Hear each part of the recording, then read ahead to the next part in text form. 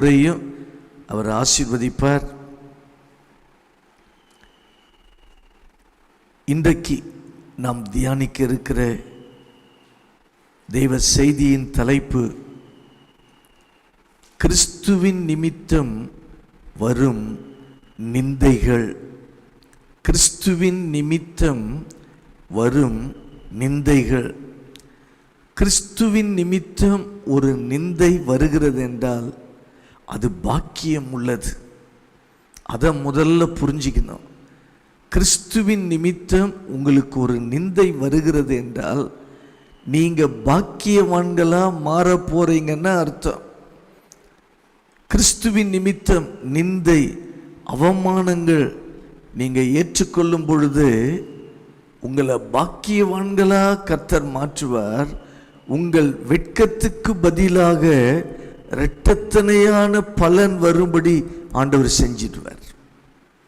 நீங்க அனுபவிக்கிற அவமானம், நிந்தைகளுக்கு பதிலாக இரட்டத்தனையான ஆசீர்வாதம், நன்மைகள் வரும்படி கர்த்தர் செஞ்சிடுவார்.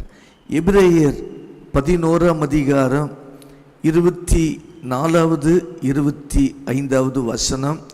நம்ம எபிரேயர் நிருபத்திலிருந்து தான் பல நாட்களாய் தியானித்து கொண்டிருக்கிறோம். இந்த 11ஆம் அதிகாரம், எபிரேயர் 11ஆம் அதிகாரம் 24வது வசனம். விசுவாசத்தினாலே மோசே தான் பெரியவனான போது பார்வோனுடைய குமாரத்தின் மகன் எண்ணப்படுவதை வெறுத்து, 25வது வசனம், அநித்தியமான பாவ சந்தோஷங்களை அனுபவிப்பதை பார்க்கிலும் தேவனுடைய ஜனங்களோடு துன்பத்தை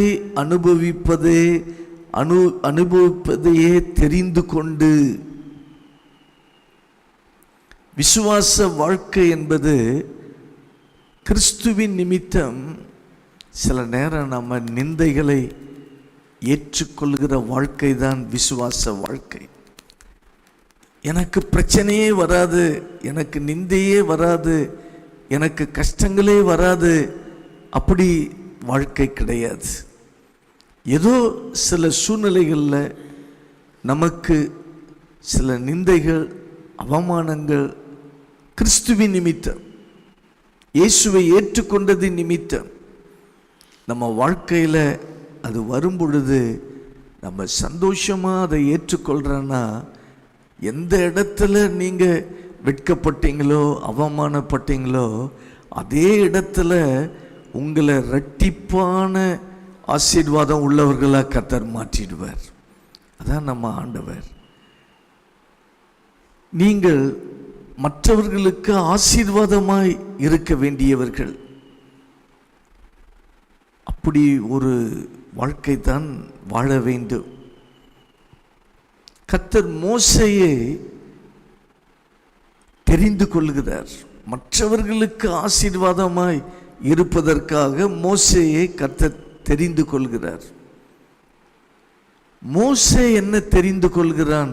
துன்பத்தை தெரிந்து கொள்கிறான். அதை தான் நம்ம 25வது வசனத்தில் நம்ம பார்க்கிறோம். எபிரேயர் 11:25. துன்பத்தை அவன் தெரிந்து கொள்கிறான். எதை தெரிந்து கொள்கிறான்? துன்பத்தை தெரிந்து கொண்டான். தேவ ஜனங்களோட துன்பத்தை அனுபவிப்பதையே தெரிந்து கொள்கிறான். தெரிந்து கொண்டு எபிரேயர் 11:26 இனிவரும் பலன் மேல் நோக்கமாயிருந்து எகிப்திலுள்ள பொக்கிஷங்களிலும் கிறிஸ்துவின் நிமித்தம் வரும் நிந்தையை அதிக பாக்கியம் என்று எண்ணினான். கிறிஸ்துவின் நிமித்தம் வந்த நிந்தையை மோசே எப்படி எடுக்கிறான்? பாக்கியமாய் எடுக்கிறான். கிறிஸ்துவின் நிமித்தம் வரும் நிந்தையை அதிக பாக்கியம் என்று எண்ணினான். கிறிஸ்துவின் நிமித்தம் ஒரு நிந்தை வந்தால் அது நமக்கு பாக்கியம். கிறிஸ்துவின் நிமித்தம் வருகிற பாடுகள், கிறிஸ்துவின் நிமித்தம் வருகிற அவமானங்கள், இயேசுவை பின்பற்றுவதின் நிமித்தம் வருகிற பாடுகள், துன்பங்கள், இயேசு என்கிற பெயரை நீங்க சொல்கிறது நிமித்தம் வரக்கூடிய பிரச்சனைகள், உங்கள் சொந்தத்திலே உங்களோடு கூட பழகுகிறவர்கள், உங்களோடு வேலை செய்கிறவர்கள், உங்களை சுற்றி இருக்கிறவர்கள், அவர்களால் வருகிற அவமான பேச்சுக்கள், நீங்க இயேசுவை வணங்குவதின் நிமித்தம், நீங்க சர்ச்சைக்கு போகிறதினால உங்களை நிந்தித்து அவமானப்படுத்தி பேசலாம். சபையை கூட குறைவாய் மதிப்பிடலாம். இந்த சபைக்கு நீங்க போறீங்க, இந்த சபைக்கு நீங்க போகிறதினால தான் பிரச்சனை, பாடுகள், இப்படிலாம் கூட பேச்சுக்கள் வரும். மற்றவர்கள் மூலமாய் அவமானங்கள், நிந்தைகள் வரும். ஆனால் கர்த்தருடைய ஆவியானவர் சொல்கிறார், நம்ம கிறிஸ்துவின் நிமித்தம் அவமானப்படுகிறனா நம்ம யாரா? பாக்கியசாலி. நீங்க யாரு? பாக்கியவதி. நீங்க யாரு? பாக்கியவான். கிறிஸ்துவின் நிமித்தம் வரும் நிந்தை அதான் நம்மை பாக்கியவான்களாய் மாற்றுகிறது. நம்முடைய ஞான குறைவினால் வருகிற நிந்தையை பற்றி சொல்லவில்லை, கிறிஸ்துவின் நிமித்தம் வருகிற நிந்தை. நம்ம ஞான குறைவினால நமக்கு பிரச்சனையை சந்திக்கிறேன்னா அதை நம்ம என்ன சொல்லக்கூடாது? கிறிஸ்துவின் நிமித்தம் நான் என்ன செய்கிறேன், நிந்தைகளை அனுபவிக்கிறேன்னு சொல்லக்கூடாது. 1 பேதுருவின் புஸ்தகம் 1 பேதுரு 2ஆம் அதிகாரம் 19வது வசனம் சொல்கிறது, ஏனெனில் 1 பேதுரு 2:19, ஏனெனில் தேவன் மேல் பற்றுதலாய் இருக்கிற மனசாட்சி நிமித்தம் ஒருவன் அநியாயமாய் பாடுபட்டு உபத்திரவங்களை பொறுமையாய் சகித்தால் அதுவே பிரீதியாய் இருக்கும். அநியாயமாய் பாடுகளை கிறிஸ்துவின் நிமித்தம் அநியாயமாய் வருகிற பாடுகளை சகிக்கும் பொழுது அதுதான் பிரீதியாய் இருக்கும். கர்த்தரை நேசிக்கிறபடியினால், கர்த்தர் தெரிந்து கொண்டபடியினால், கர்த்தரை பின்பற்றுகிறபடியினால், கிறிஸ்துவின் பெயரை சொல்கிறபடியினால், அதற்காக பாடுபட்டால், துன்பப்பட்டால் அது எப்படி இருக்குமா? பிரீதியாய் இருக்கும். சிலருக்கு பயங்கரமான உபத்திரவம், பயங்கரமான பாடுகள். சிலர் சர்ச்சைக்கு வருவதினால, சர்ச்சைக்கு அவங்க வந்து போகிறதினால, கிறிஸ்துவுக்காக வாழ அர்ப்பணித்ததினால எத்தனை பாடுகள். சிலர் அடிகள் கூட வாங்குகிறார்கள். ஏன் நீ சர்ச்சைக்கு போன? அதனால அடிகள். இயேசுவை ஏற்றுக்கொண்டது நிமித்தம் அவமானங்கள், நிந்தைகள், வீட்டுக்குள்ளேயே நிந்தைகள், பயங்கரமான கொடுமைகள்.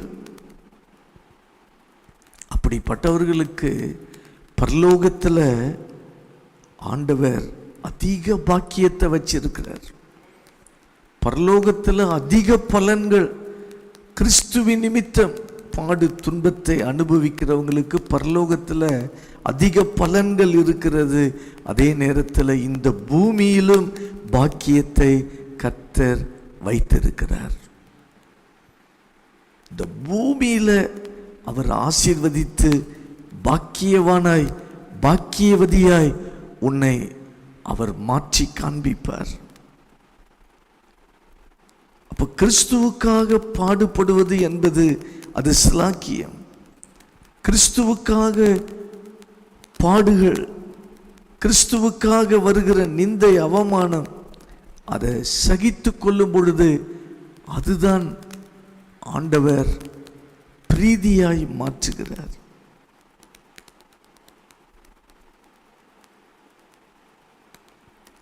ஆண்டவர் அதை கர்த்தர் மகிமையாய் அவர் மாற்றுகிற தேவனாய் கர்த்தர் இருக்கிறார். 20வது வசனம் 1 பேதுரு 2:20, நீங்கள் குற்றம் செய்து அடிக்கப்படும் பொழுது பொறுமையோடு சகித்தால் அதனால் என்ன கீர்த்தி உண்டு? நாம தவறு செய்து அதனால அடிக்கப்படுகிறோம், அதனால ஒரு பிரயோஜனமும் கிடையாது. நாம குற்றம் செய்து அடி வாங்கி கொண்டு நான் கிறிஸ்துவுக்காக நான் அடி வாங்கினேன்னு சொல்லக்கூடாது. நாம் தப்பு பண்ணி கொண்டு என்ன அடி வாங்கும் பொழுது கிறிஸ்துவுக்காக வாங்கினேன் சொல்லக்கூடாது. அந்த வசனம் என்ன சொல்லுது? நீங்கள் நன்மை செய்து பாடுபடும் பொழுது பொறுமையோடு சகித்தால் அதுவே தேவனுக்கு முன்பாக பிரீதியாய் இருக்கிறது.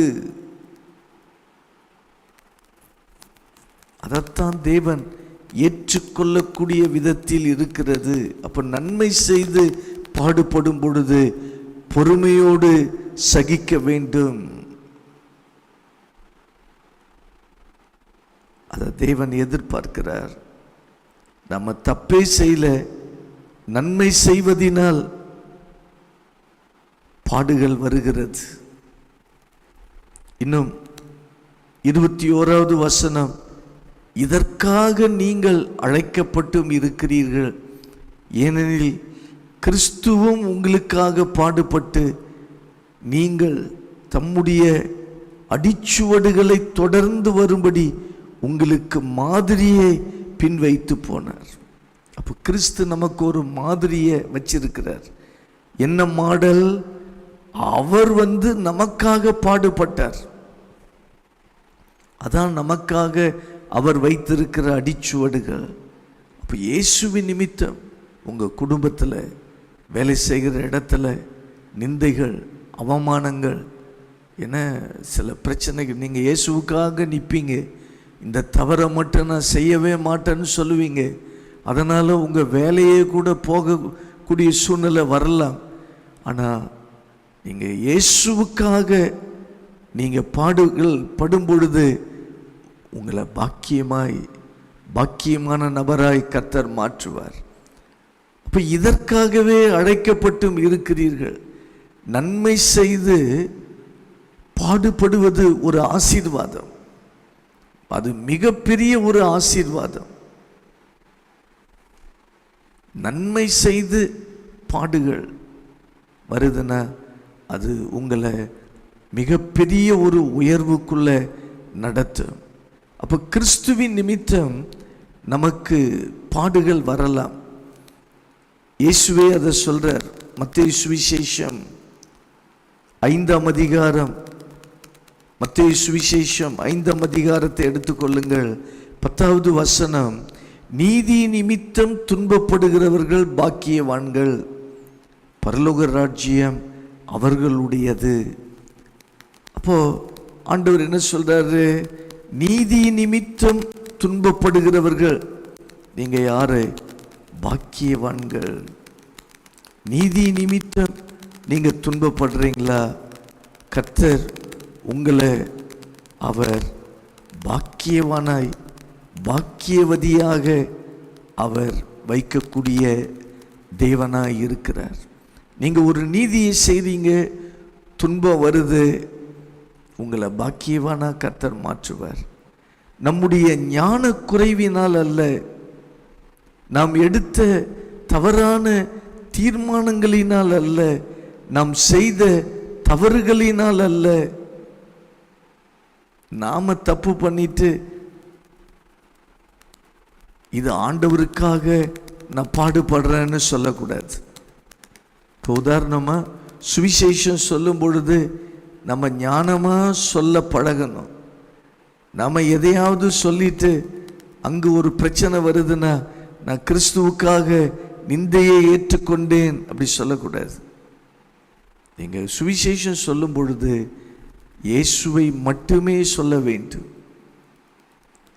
இயேசுனா யாருன்னு சொல்லணும், அவர் எப்படிப்பட்டவர், அவர் என்ன செய்தார், இதை தான் சொல்லணுமே தவிர அங்கே போய் சுவிசேஷம் சொல்கிற இடத்துல நீ கும்பிடுகிறது சரியில்லை, அது அப்படிப்பட்டது இப்படிப்பட்டது அப்படி சொல்லக்கூடாது. அப்போ ஞானம் தேவை.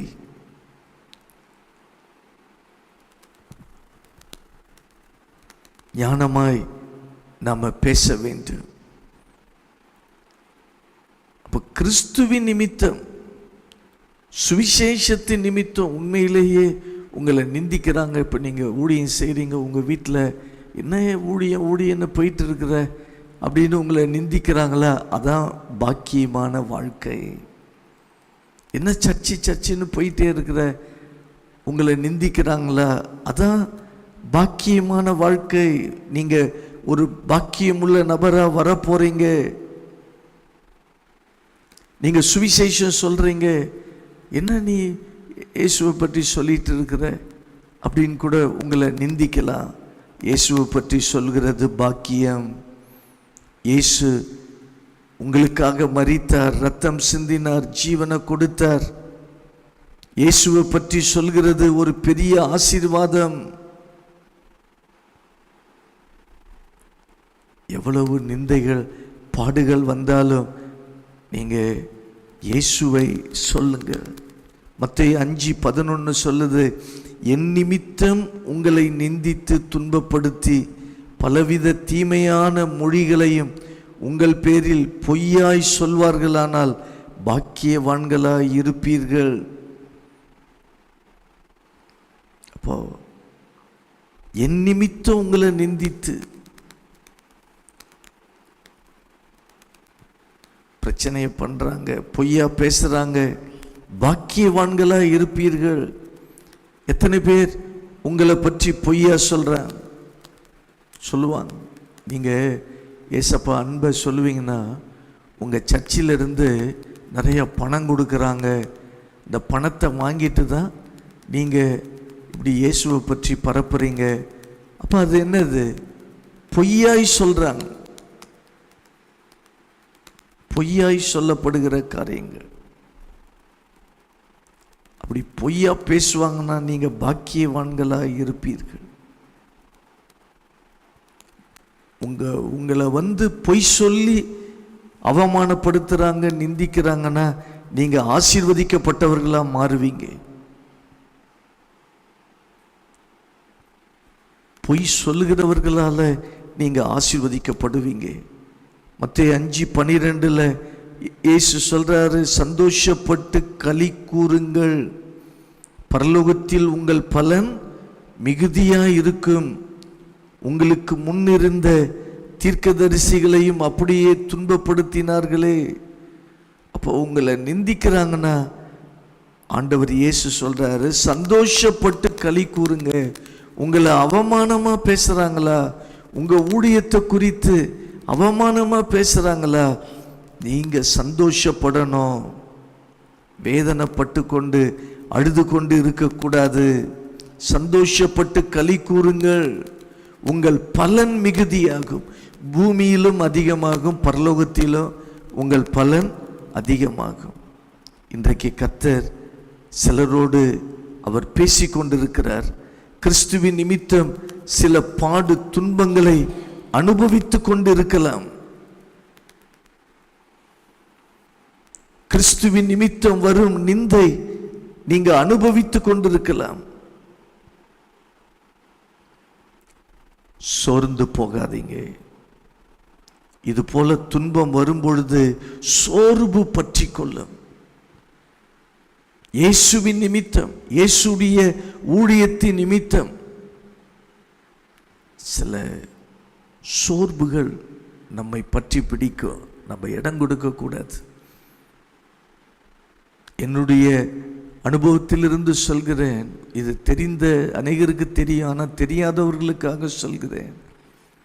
90வது வருஷத்தில் 1990 ஒரு வருஷம் ஃபுல்லாக ஆராதிக்க இடமே இல்லை. விசுவாசிகள் 2 வீட்டில் மாறி மாறி நடந்துச்சு. கல்யாண மண்டபம் வாடகை எடுத்தோம். ஒரு ஸ்கூல் ஒன்று கிடைத்தது, அந்த ஸ்கூலில் நடத்தினோம். வீடே கிடைக்கல, வாடகை வீடு தேவனை ஆராதிப்பதற்கு. அப்போது 1000 ரூபாய் வாடகை பார்க்குறோம். அன்னைக்கு 1000 ரூபாய் அது அதிக பணம். ஆராதிக்க வீடு இல்லைன்னு 1 வருஷம் புரோக்கருங்க அப்படி சொன்னாங்க. கஷ்டப்பட்டோம், கஷ்டமாக இருந்துச்சு. ஆண்டவரே, இந்த ஊரில் உங்களை ஆராதிக்க இடம் இல்லையே, இப்படி கஷ்டப்படுறமேப்பா, இது ஒரு அவமானமாக இருக்கிறது. சிலர்லாம் நினச்சாங்க இந்த ஊழியம் அவ்வளோதான், இவங்க ஊழியமே செய்ய முடியாது இனி.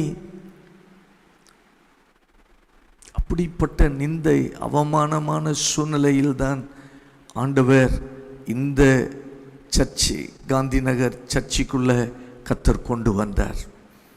இப்படி நிந்தைகளும் அவமானங்களும், ஆலய ஆராதனைக்காக இடம் இல்லை அப்படின்னு நம்ம அவமானப்பட்டோம், அது ஒரு நிந்தையாக இருந்தது. ஆனால் இப்போ ஆண்டவர் என்ன செஞ்சிட்டாரு, நமக்கு 2 ஆலயமாய் கர்த்தர் கொடுத்துட்டார். சொந்தத்தில் 2 ஆலயமாய் கர்த்தர் நமக்கு கொடுத்திருக்கிறார். அப்போ நம்ம ஒரு காலத்தில் துன்பத்தை அனுபவித்தோம், அந்த துன்பத்தை நம்ம ஏற்றுக்கொண்டதினால் இந்த பூமியில் கர்த்தர் நன்மையான காரியங்களை கர்த்தர் செய்கிறார். அதே போல் இன்னொரு காரியத்தை சொல்கிறேன். இந்த ஊருக்கு வந்து 39 வருஷங்கள் ஆகிறது. 10 வாடகை வீடு மாற்றிட்டோம். சொந்த நிலம் நாங்கள் வாங்கலை, சொந்த நிலம் பிளாட் எதுவுமே கிடையாது. கடந்த வருஷம் டிசம்பர் மாதம் நாங்கள் இருக்கிற அந்த வீடை காலி பண்ண சொல்லிட்டாங்க. அப்போ எனக்கு ரொம்ப கஷ்டமாக இருந்துச்சு. ஆண்டவரே, இந்த ஊருக்கு வந்து 10 வாடகை வீடு, இந்த பொருட்களை எல்லாம் அள்ளி மாற்றி, இது எவ்வளோ கஷ்டமானது. இப்போ பிள்ளைகள்லாம் வளர்ந்துட்டாங்க. அப்போ யாக்கோபை பற்றி பிரசங்கம் பண்ணிட்டு இருந்தேன். யாக்கோபு அவன் ஆண்டவர்கிட்ட கேட்டான், ஆண்டவரே, எனக்கு உண்ண உணவும் உடுக்க வஸ்திரத்தை நீங்கள் தருவீங்கன்னா நான் எல்லாவற்றிலும் தசம பாகம் கொடுப்பேன், உங்கள் சித்தத்தை செய்வேன்றான். நான் அதில் ஒன்றை சேர்த்துக்கிட்டேன். ஆண்டவரே, இருக்க வீடும் உண்ண உணவும் உடுக்க உடையும் நீங்கள் தருவீங்கன்னா இந்த ஊரில் இன்னும் உங்கள் சித்தத்தை நாங்கள் நிறைவேற்றுவோம். அப்பா, நாங்கள் இன்னொரு இடம் போவோன்னா ஒரு வீடு வாங்குற போல இருக்கணும். இப்போ டிசம்பர் மாதம் தான் போன விஷயம் வீடை காலி பண்ண சொன்ன பொழுது இந்த ஐடியா மனசில் ஆண்டவர் கொடுத்தார். இந்த எண்ணங்கள் வருகிறது. நமக்கு ஒரு சொந்த வீடு இருந்துச்சுன்னா எவ்வளோ நல்லா இருக்கும். அப்போது எனக்கு கார் லோன் எடுத்து தந்தவரோடு பேசினேன். உங்களுக்கு வீட்டுக்கு நான் லோன் எடுத்து தரேன் அப்படின்னு அவர் சொன்னார். ஆண்டவர் இப்பொழுதும் ஒரு வீடு வாங்கக்கூடிய அளவில், இன்னும் வாங்கலை, வாங்கக்கூடிய அளவில் கர்த்தர் கொண்டு வந்திருக்கிறார். இப்போ அந்த ப்ராசஸ் நடந்து கொண்டு இருக்கிறது. இந்த லோன் காரியங்கள் இன்னும் அது இன்னும் முடிவு சொல்லப்படலை. முடிவு சொல்லப்பட்ட பிறகு அந்த வீடையே வாங்குவதற்கு வேற ஒரு, இப்போ நாங்கள் தங்கியிருக்கிற வீடு அல்ல, வேற ஒரு வீடு பார்த்து இருக்கிறோம். ஏன் இதை சொல்கிறேன் என்றால், இப்படி 10 வீடுகள் மாற்றும் பொழுதெல்லாம் எவ்வளோ கஷ்டம் தெரியுங்களா? ஆண்டவர் தம்முடைய பிள்ளைகளை ஒரு நாளும் வெட்கப்பட விடமாட்டார். அதை எப்படியும் நான் விசுவாசத்தில் சொல்கிறேன், மார்ச் மாதத்தில் டெடிகேஷன் பண்ணுவோம். அப்போ உங்கள் எல்லாரையும் கூப்பிடுவோம். நீங்கள் எல்லாரும் வரணும். நீங்கள் வந்து ஜெபம் பண்ணி ஆசீர்வதிக்கணும். அப்போது நம்ம எந்த விஷயத்தில் துன்பப்படுகிறோமோ, நம்மை ஆண்டவர் பாக்கியம் உள்ளவர்களாக மாற்றுகிறார். அவருக்காக அவர் ஊழியத்தின் நிமித்தம் நம்ம நிந்தைகளை ஏற்றுக்கொள்ளும் பொழுது கர்த்தர் பாக்கியம் உள்ளவர்களாய் ஆசீர்வதிக்கிறார். ஜெபம் பண்ணுவோம். நல்ல ஆண்டவரே, மோசே உடைய விசுவாச வாழ்க்கை துன்பத்தை தெரிந்து கொண்டார். தேவ ஜனங்களோடு துன்பத்தை அனுபவிப்பதே பாக்கியம் என்று தெரிந்து கொண்டார். அவர் மூலமா உங்க திட்டம் நிறைவேறிச்சு, அநேகருக்கு ஆசீர்வாதமாய் மாறினார். அதுபோல நாங்கள் கிறிஸ்துவின் நிமித்தம் எந்த துன்பங்கள், பாடுகள், அவமானங்கள், நிந்தைகள் அனுபவித்தாலும் அதே இடத்துல உங்கள் வெட்கத்துக்கு பதிலாய் இரட்டத்தனையான பலன் வரும் என்று கர்த்தர் சொல்லி இருக்கிறீங்க. இரட்டத்தனையான பலனை நீர் கொடுக்கிறவர். ஒவ்வொரு உம்முடைய பிள்ளைகளுக்கும் இரட்டிப்பான பலனை அப்பா கொடுத்து ஆசீர்வதிக்கும்படி ஜெபிக்கிறோம். அப்பா, உங்க பாதத்தில் எங்களை அர்ப்பணிக்கிறோம். ஒவ்வொருவரையும் ஆசீர்வதிங்க. இயேசுவின் நாமத்தில் ஜெபிக்கிறேன் நல்ல பிதாவே, ஆமீன். ஆமீன். கர்த்தர் உங்களை ஆசீர்வதிப்பார். தோத்திரம்.